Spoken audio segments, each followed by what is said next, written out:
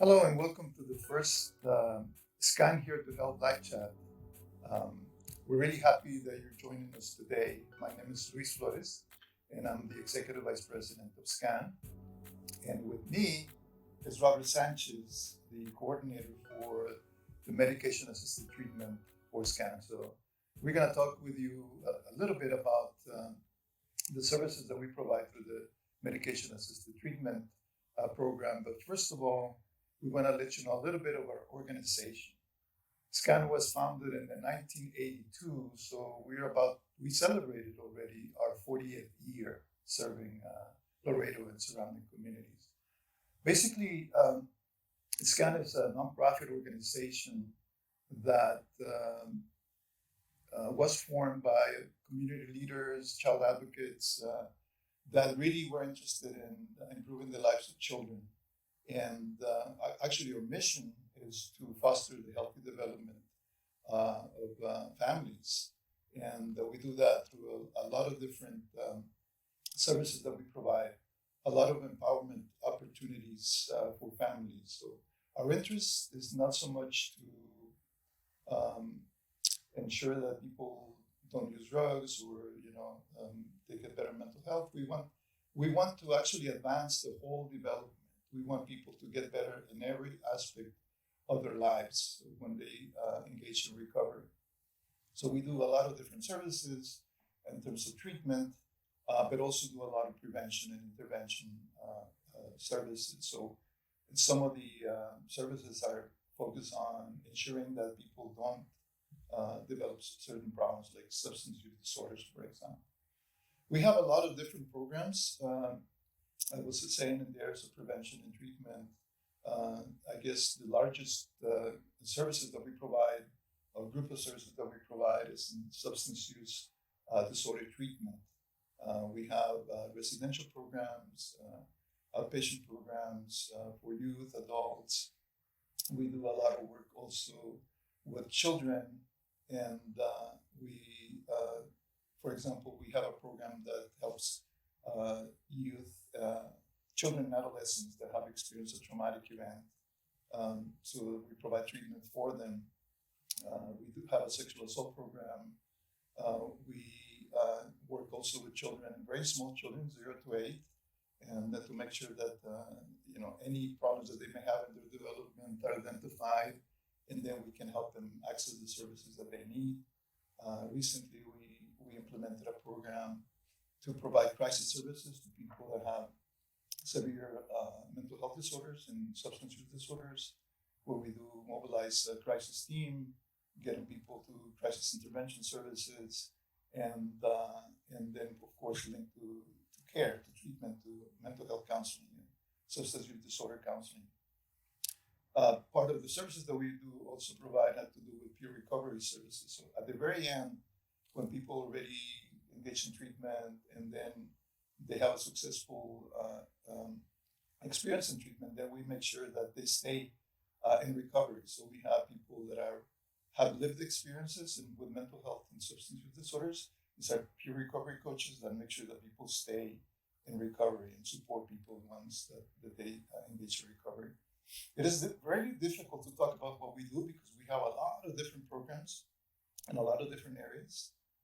Just in the top of my mind right now, it's our emergency youth shelter, where we provide services for kids that have been removed from their homes And then also in that same program, we help adolescents that are running away from home or they're homeless.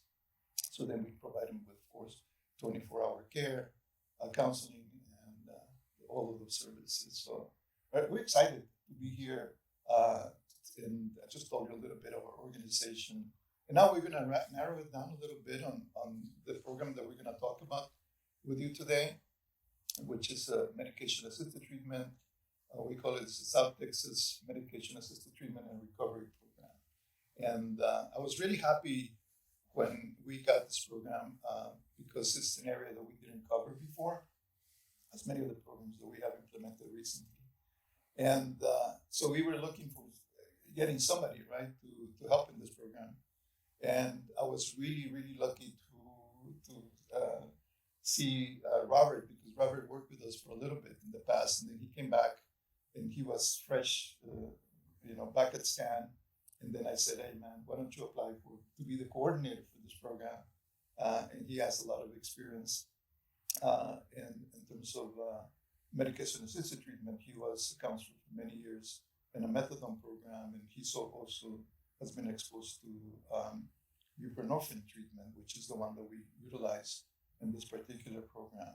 So I was really happy to have you and come on board, and been providing so much stability to this program.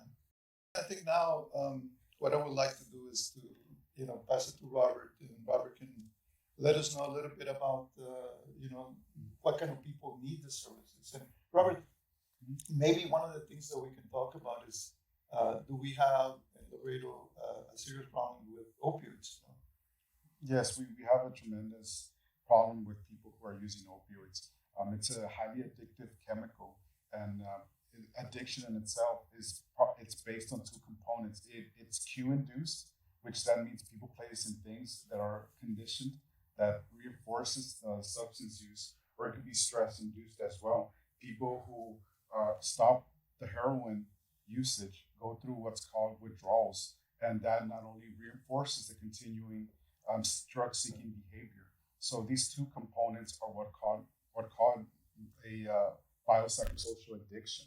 And not only do we have to educate the consumers about the addiction process, but also what are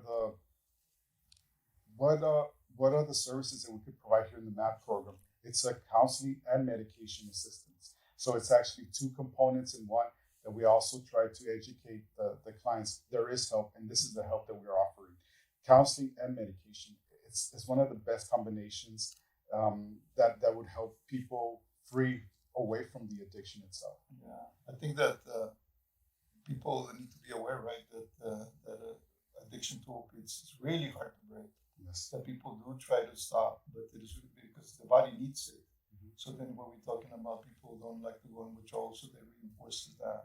So addiction is so, we know it's a disease. Yes. And so then I think maybe our viewers would like to know why medication, because as you were talking about addiction, they may say, well, why don't they just quit? If they really want the willpower. It's not only about willpower, right? No. That it's hard for them to stop. Yes, again, it's the reinforcing, the negative reinforcement that occurs when a person's going through heroin withdrawals: nausea, dizziness, cold sweats, headaches, vomiting. All of these things reinforce the person to seek heroin again, and it's a highly addictive drug that requires medication like any other chronic medical disease like diabetes. We do have metformin that helps treat this medical condition, and it's been established that a person who needs a medicated assisted therapy is because it's linked to a chronic medical condition. Exactly. Yeah, we don't get angry with somebody who has diabetes and say, why don't you stop having diabetes? We actually provide medication. We're okay with it. Mm-hmm. But somehow when it comes to addiction, we don't view it as a disease. Maybe that's one of the carries a lot of stigma, right? Yes, it does carry a lot of stigma. And we do also educate the family members of what this medication is and how it's needed, and what are the benefits of MAD itself. For example, a person stays in treatment longer, does not commit crimes, is more likely to find employment and comply with probation parole requirements. And for females, they're more likely to have a healthy baby, right? If they keep on being medically in maintenance, right? So all these benefits help society as a whole. You know, you're seeing not so much crime rate. You're seeing people being employed, paying taxes, finding housing. Um, Not only, yeah, and also taking care of themselves, whether it be medical appointments, whether it be mental health appointments, substance abuse counseling. Yeah. It's a whole. Yeah, no, and as you were talking about, that we want people to increase their functioning, right? Mhm. Because whenever they're using heroin, they cannot function because they have to use and they go into withdrawals. And this medication gives them the stability to do a lot of the things that they could not do if they were on heroin. So, can you maybe we can talk a little bit about how the medication works? Would you be able to tell us about, I think it's called buprenorphine? Yes, buprenorphine. It's buprenorphine medication does require a person to go through precipitating withdrawals, which is stopping drug use of heroin in the past 12 hours. And then the medication, Suboxone, is introduced to the patient while they take sublingually underneath the mouth, underneath the tongue, I'm sorry. And that would help the person start getting stabilized. So it's a medication that helps people stop and seeking heroin use. Yeah. What is some of I know that you have like an advisory group composed of clients where they tell us about their experience. We can improve doing things with that program. What is some of the feedback that you get from people that are in the program in terms of how this has helped them? One of the biggest ones that I remember was a patient was saying that I'm more able to watch a Netflix series throughout, or I'll be able to watch TV without standing up from my living room couch and go finding heroin. Or I'm able to spend much more time with my family members, sitting down in the couch, having a conversation with my daughter, with my son, going and taking care of my mother to her doctor's appointments. I mean, all of these things, that it's an eye opener for me that we're helping patients feel human again. Yeah, yeah, it's a great reading, and I know when I was there, I was really moved by the comments that they talk about how it's impacted their lives. Um, is there anything else that right now escapes my mind? There's so many things that I wanted to talk to you guys about, and since the first time that we do this, then it simply escapes me. But are there anything else? Oh yeah, like how do people access services? Okay, we welcome walk-ins, and Monday through Friday from 8 to 5. Um, if if we do require people to have a state ID, social security number, birth certificate. If for some reason, we understand persons might not have an ID, we do ask at least to give us a Bethany House ID for people who are homeless, people who are coming, or Mexican nationalists. We ask for their credencia. Anyways, we just need some kind of identification for us to keep on moving forward with the services, but we're not going to deny services to anyone that may need it. Yeah, and what we do is we provide free services to the community, so we don't deny services for anyone, like Robert was saying. And but sometimes we need those documents. But so then let's say that somebody calls or somebody shows up. By the way, the number is 956-724-3177. You can call in us for an appointment, or you can stop by at 1605 Sardania. And so they call, they set up an appointment. What are some of the things? What happens? They come in. What do you do? They come in, and then what we do is called a screening. Um, we look at the severity of the drug use, the legal issues surrounding it, medical issues. We do a basic psychosocial evaluation, right? And this was what helped us determining if we have enough information to admit the person. Um, and then from there, what we do is called an assessment. Um, and then later on, we do what's called a treatment plan. A treatment plan helps us um, look at the progress of each person and what areas we need to concentrate more on for the patient to keep on their recovery journey. Yeah, yeah.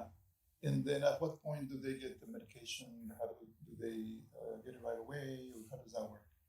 The medication, what happens is when we call them in for an assessment, the doctor will be the doctor evaluate the patient, making sure that they qualify for our services, that they are addicted to her opioids, right? So that at that point, what we do what's called as a nursing intake. We do an HIV, Hep C, TB examinations. They do also their own medical assessment.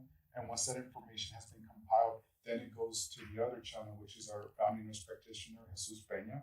And what he would do is his own assessment, which is the COWS assessment, and that he would look at the symptoms that the person is having at the moment, and then he adjusts the medication as needed. Yeah. So we are basically what the nurse does, check the withdrawals and then determine what is the best dose that will work for that person. So pretty much it. And then we also require that people come to counseling. And as Robert was talking about a treatment plan, in the treatment plan, the client and or the person that needs the services meets with the counselor, and they have a conversation about what are some of the things they would like to change in their lives according to what is important to the clients. And then we call this a treatment plan. It has goals. And so we help them, if it is a job or whatever, if it is issues with mental health, and we have goals for that. And there can be many other things. As Robert was talking about, people are involved with probation, then we may help them comply with probation, give them that support, housing, or whatever it may be, that the person needs. And the whole idea is to help them do those things that we take for granted, like Robert was talking about, watching a Netflix series or talking to your children, taking your kids out to play, going to work, things that we take for granted that may be easy for us, that may not be as easy for people that are struggling with an addiction to opiates, heroin and or other opiates. So I'm excited. I don't know if you want to add something. And so before we wrap up, is there anything else you want to add? Well, we're located at 1605 Saldaña Yes. Avenue, and we will be waiting and accepting anybody who may need services for their heroin addiction. There may be sometimes a slight delay because this program has a lot of demand, and then we can only admit so many people. But we definitely want to get you started as soon as possible. Just to let you know, in a way to wrap things up, this is a new program that we established. We got a grant for the Substance Abuse and Mental Health Services, and then that allows us to do that. So we implemented this program in this year. So it's brand new. It's working wonderfully. Has a lot of demand, and just want to remind you that as we do with this program, we're always looking for gaps in services in our community, and then we work really hard when there are funding opportunities, when the federal government or the state has funding opportunities, and then we apply. We try to score as high as possible so we can get the money, and that can translate into services for you. So if you have somebody that's struggling with opioid addiction and is considering getting help, please call us. Or if you yourself, are struggling with it, and then know that help is here. If you're not ready, then it's okay. We understand. There will be a time. SCAN is here to help, and I think that's the name of the name of the podcast that we're doing today, which is the first one. SCAN definitely is here to help. So thank you so much, man. It was good to do this with you. Thank you so much. You guys take care.